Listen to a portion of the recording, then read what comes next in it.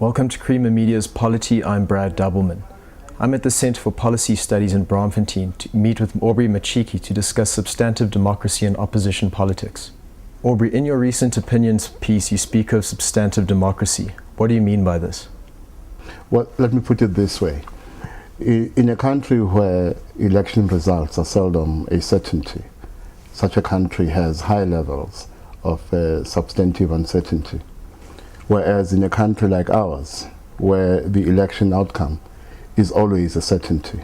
In other words, in a country like ours, where if the ruling party boycotted an election, it would still win it, we lack what we call substantive uncertainty. Why do you say that SA is cursed with a lack of substantive uncertainty? Well, my view is that a lack of substantive uncertainty coincides with a weak opposition.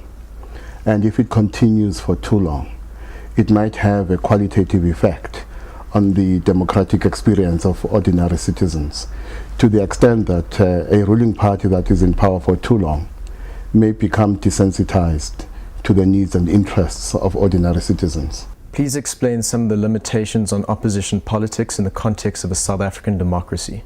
Well, the democratic space, as I see it, is much broader than the political engagement, or should be much broader than the political engagement between political parties. Outside the party political space, ordinary citizens must be able to organize themselves to achieve certain goals which relate to their democratic experience. Which means if we limit ourselves to political parties as a solution, we are robbing ourselves of the opportunity to enhance our experience of democracy, especially when political parties disappoint us. Now, it is possible, as is the case today, that citizens can be disappointed by the ruling party and opposition political parties. And the question is, what do they do then? Now, in the absence of engagement outside the party political space, they have no alternative. How can South Africans contribute to the substantive democratic experience outside of party politics? Well, two things. They need a mindset around two things. Firstly, around leadership. When people extol the virtues, let's say, of a Barack Obama or a Nelson Mandela, sometimes I find that depressing, because what that suggests in part is that we still think that human salvation, our salvation, lies in the deeds and words of powerful men. Whereas we need a more empowering conception of leadership, which puts leadership in the hands even of ordinary people, families, the church, in the workspace and elsewhere. Because if we conceive of leadership in that way, then we will not make the second mistake of thinking our salvation lies only in political parties. Because if we do that, it means when, as I said about substantive democracy and the lack of substantive uncertainty, if we're disappointed by the ruling party or opposition parties, then we don't have alternatives through which we can enhance our lives.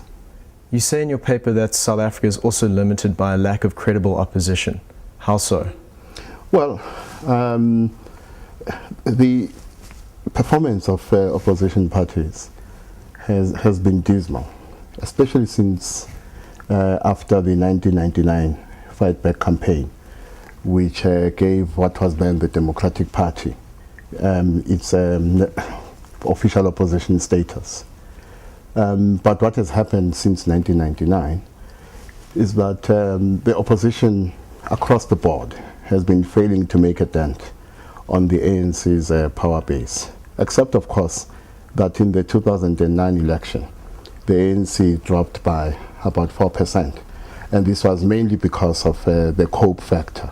But at the moment, cope is not coping, which means the opposition will even be less powerful. What conditions need to be met for a party split to be qualitatively significant? Well, firstly, those who split from a party must split for reasons that go beyond the expedient. Secondly, the split must be qualitatively significant to the extent that you need to move away with a group of leaders who are credible, around whom you can build a policy framework and a strategic framework that will be attractive to voters inside the support base of the old party and in constituencies that were outside the old party. Why do you think that COPE has not succeeded as being a viable alternative to the ANC?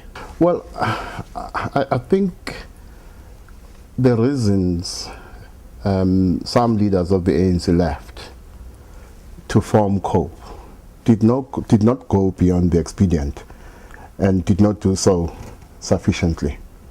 Secondly, they failed to resolve the issue of leadership because when they split from the ANC, they did not split with a qualitatively significant critical mass of ANC leaders.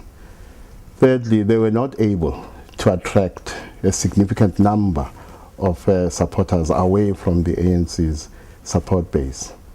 But fourthly, they made too many tactical and strategic errors during the election campaign, including the fact that they go and take an outsider to be their presidential candidate, thus giving the impression they have no confidence in their leader, Musiwa Likota. But also, there was an attempt to foreground moral issues, thus forgetting that in South African elections, moral issues have never been high on the agenda. So there were just too many tactical mistakes that they made during the election campaign. But I think the most critical has been a failure to create a distinct identity for COPE. And to some extent, the April election result, the fact that they won 1.3 million votes was misleading, because it is my view, given the fact that they were already fracturing prior to the election, if the election had been held much later, they would not have performed as well as they did in April. Thank you, Aubrey. You're welcome.